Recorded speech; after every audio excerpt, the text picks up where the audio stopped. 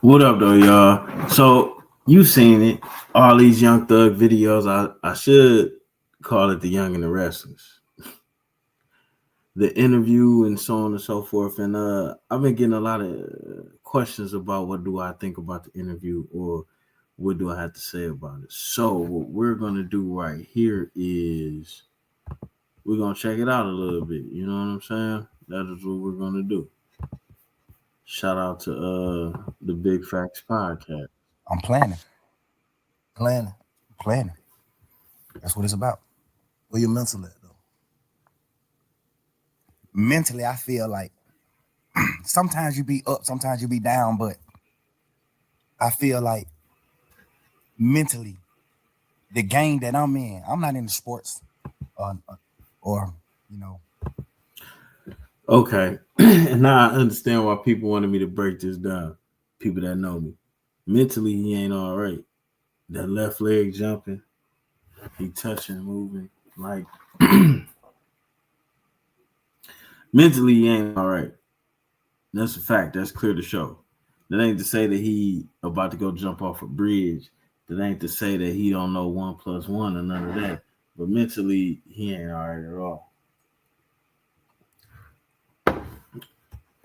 I'm not an actor, none of that. The game I'm in, no matter what, you want all eyes on you. I feel like right now, this moment, no matter how the eyes look, the eyes can look devastating, the eyes can look betrayed, the eyes can look however, no matter how the eyes look. In the game I'm in, you want all eyes on you. No matter how they come. I always pray for that. God, I want all eyes on me. I don't matter. No matter how the eyes look. I guess this is just him saying, hey, No matter how they looking. no matter how they looking, no matter how the eyes look. A lot of the eyes gonna be like, you did wrong. A lot of the eyes gonna be like, you right. Hey, before we get into all that though, like, you know what I'm saying, what's going on and the talk, whatever. That's the reason why I said I got Jeff. I want to talk. I ain't never seen you in no interview like speak on John Burstoff with Lil Jeff. You know what I'm saying? This nigga Big Bank, he must got some of them veneers. It looked like somebody hit his mouth with the white crayon and shit. Why not? I feel like just not even on no super manly shit or nothing like that. I feel like personally, I wasn't raised by like victims or men with like really touching feelings or like, you know what I'm saying? I wasn't raised by those type of men. I wasn't raised by the dwellers. I was raised by men that always said, keep going, no matter what, go forward. Cause you got He right. The thing about the whole being raised by men that's like keep going, keep forward, keeping it moving. What you don't understand is they may feel a way about stuff. Things may affect them. They may be hurt, but they understand what the job at hand is. And if they allow how they felt about any one particular thing, it might jeopardize the whole mission. But it's not that you don't deal with your feelings. It's not that you don't establish or try to invest or do some self-care within yourself. It just may be something that you keep to yourself. I understand my mom got 11 kids. My daddy, he couldn't sit and be in his feelings about certain things because he still got 11 people to feed, plus my mom, plus him, plus his other kids. My daddy got 15 people he got to worry about every day. So he ain't have a chance to sit back and just focus on his feelings and feel certain things. I wasn't raised like that. I was raised by a man who just was like, go forward, because that's what matters. What matters is not sitting and just being stuck in the moment and dwelling on certain things. Like that ain't what life is about. When you living in a king, when you living as a king, it's about going forward. I think I did that so much to the point where I forget to speak about certain things. Certain shit ain't meant to be spoke about. And that's what this I be forgetting to speak about Lil Jeff. And that's what certain things ain't to be spoken about. Not that he should or shouldn't be speaking about Lil Jeff or who he is as an individual when he's an entertainer, that ain't what we're here to talk about. Speaking about all this other stuff that was spoken on is what this What's your was about. What's your earliest memory? That's great. I ain't never had nobody that question. What's your earliest memory? Like, if you could think of your earliest memory, like it's the first thing I remember as far as back I can remember. You know what I'm saying? My earliest memory was Jonesboro South, my hood, the hood I'm from, the projects I'm from, Jonesboro South. My brother Umfung, free Umfung. My brother. See, and that's where people got a problem at. How is it free Umfunk? He took a plea, the same plea as others, but it's free him. But other people are horrible motherfuckers. And this is the whole thing when you want to be a leader or you want to be the boss, and you asking people to respect what you standing on, and you say you standing on business to the point you got corns on your toes, but you breaking and bending it for you can't do that. Like, for example, I'm all about responsibility and responsible people. You know what I'm saying? Responsible business. I have two little brothers that are overly irresponsible. You understand? The same repercussions it come with anybody else for being irresponsible. I'm exacting on both my little brothers for being irresponsible. As a matter of fact, I might lean on them a little bit more just because they my little brothers. And it don't seem like you willing to do that. And I'm not saying you should be like fuck your brother, but I'm not saying you should be like fuck everybody else either. And that's problem number one right there. That's why people ain't understanding. Brother, he burned the house down. Oh shit. All right. Now we're gonna skip to some of the other shit. The brother burned the house down. I'm guessing he respect that like a motherfucker. I was trying to trick myself into being different and end up working. You know what I'm saying? So, and I started realizing certain like, damn, man, this how you felt about this, or this what shaped you, or this what made you start to think like this, and this what made you, you know what I'm saying? Like, so how do you think Lil Jeff impacted Young Thug? A few things. It was a few reasons. A few things like from me being Lil Jeff impacted Young Thug. Like some of the shit that I just spoke on. Like that made me like love people more because I seen like some parts of my family like not having the gratitude and like love that. Side note, this is why they tore down the projects.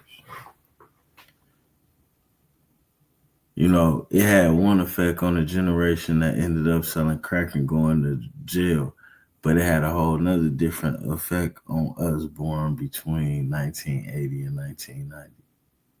And they saw that shit early. That's why they called it the projects. But I wanted as a kid. Like I actually love my auntie. I actually love my cousins from my auntie kids. I actually love them. Mm-hmm. And my mama, we were so deep. My mama always taught us like love, bro. Y'all supposed to be with each other. We'll never go against these folks. Love, you know. So those type of situations.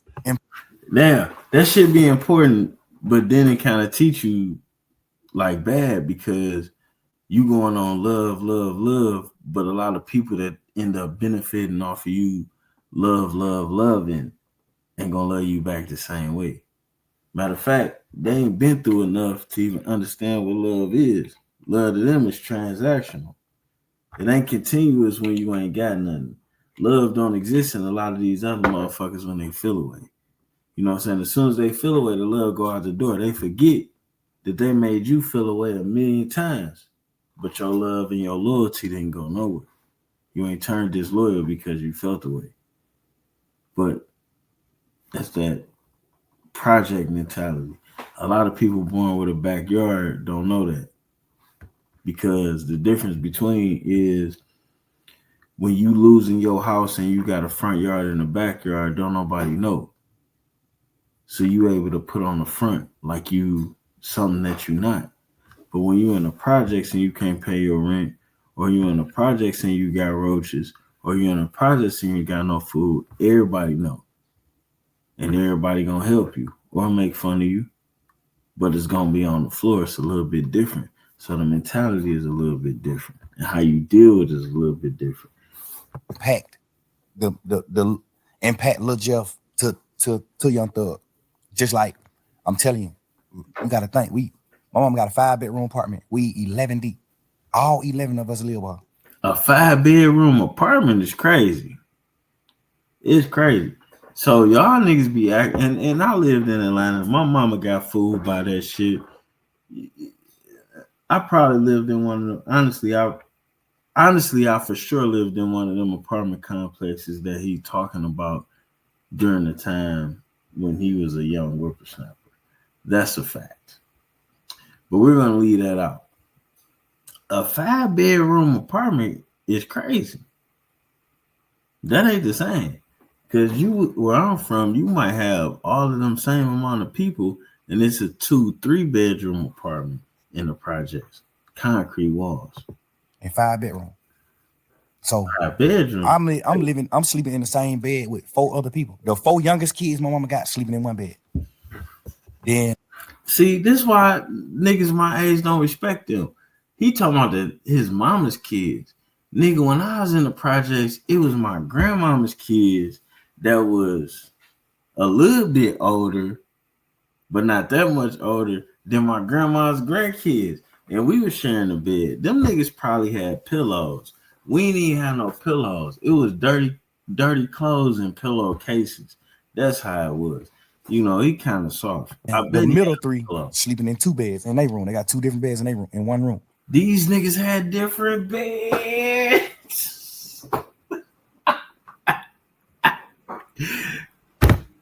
They had more than one bed in the room. Ah, nigga, you had it good, pussy. Then the other, it's like that. So I grew up off of like, you gotta love one another. We ain't had nothing. We was literally damn near junkies. Like, we ain't had nothing in the world. We did junkies. I'm telling you, when I bomb, not junkies. Like not but junkies, but like bombs. You know what I'm saying? Like Bank.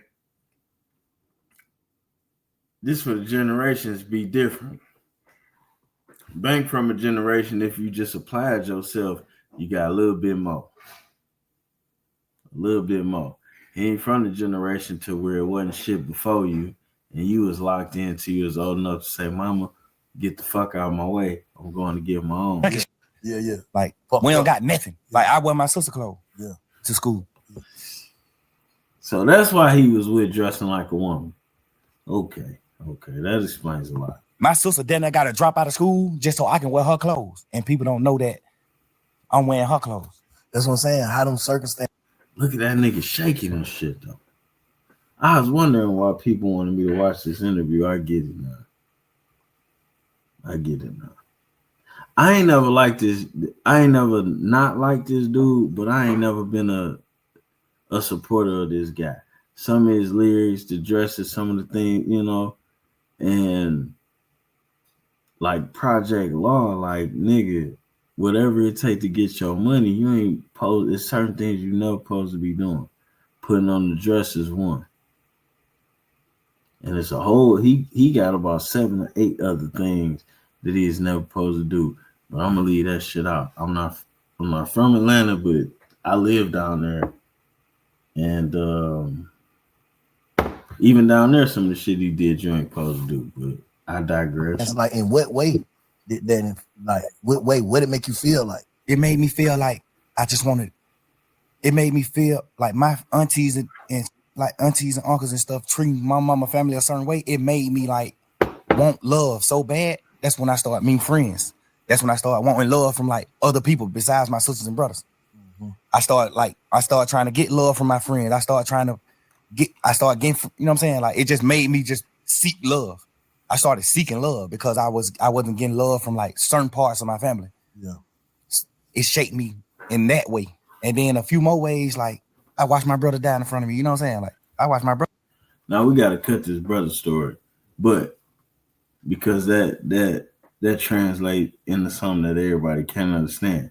But the whole seeking love from others Like that is something that we all can understand. And it make you seek it in a way that you shouldn't. It make you accept adulation and congratulation and acceptance from people that's beneath your potential. Because a lot of these people that see you in that situation and decide to love on you without showing you something better, they don't give a fuck about you. They see you as a tool. You know what I'm saying? You're a vice grip. And that's what bothers me about this story because all of these people champion this young man, but they all just took songs and ghostwriting and hits from him, the same shit he complaining about, but nobody pulled him to the side to let him know what he needed to know from where he was coming from. And to a degree, he deserved a spanking because the shit he talking about and the things he pressing, but he not necessarily standing on the rules that he talking about. But then at the same time, everybody else is flawed in a motherfucker because they been knew this young dude was missing a few steps in this motherfucking he is missing a few steps in his walk. Brother died in front of me, brother. 8, 9 years old, little boy. Kid. What happened? He got killed. My brother got killed on Deal Avenue. My brother ended up doing some gambling. He stopped Uncle from gambling, and then he kind of slapped Uncle around like, yeah, Uncle was like 11, 12 years old. Look, he was a kid. He gambling with some grown ass men though. So he go up there to stop my brother from gambling, and he started gambling. He ended up winning all the money.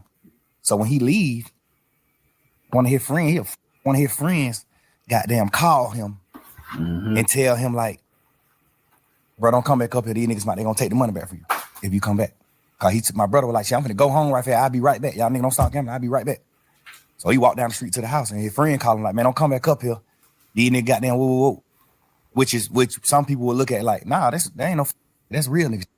But he knew my brother. He was my brother best friend. He knew my brother. Gangster, he's standing on that off top. You tell my brother some niggas finna do something. Hold on, bro. That's accountability. And this is part of your problem with accountability.